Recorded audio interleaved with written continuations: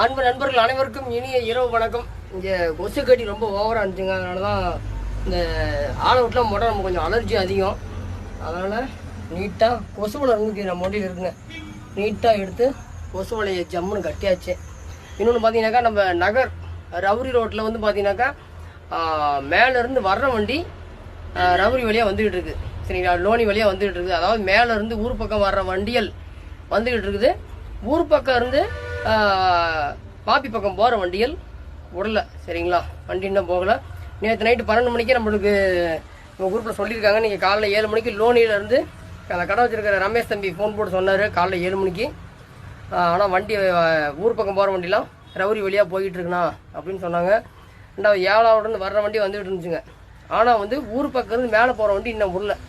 சரிங்களா, மறுபடியும் மேலும் தகவல் கிடச்சினாங்க நான் சொல்கிறேன். நம்மளோட நண்பர்கள் அங்கே போயிட்டு வந்தீங்க, அந்த வீடியோ கொடுத்துருந்தாங்க. அந்த வீடியோவோட அப்லோட் பண்ணுறேன் பாருங்கள்.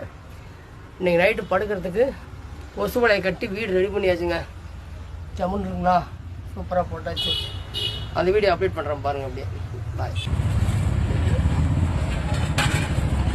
இந்த இடம் எங்கேன்னு பார்த்தீங்கன்னாக்கா நம்ம மகாராஷ்டிரா லோனியில் அந்த கார்னரில் ரவுண்ட் ஆனதுக்கிட்ட அந்த உசிரம்பட்டி தம்பி வச்சிருக்காரு பார்த்தீங்கன்னாக்கா, அங்கேருந்து எடுத்து பதிவு. அதாவது வாப்பிலிருந்து வந்தது. இது பார்த்தீங்கன்னாக்கா நகர் பைபாஸ் கிட்ட பாருங்கள்.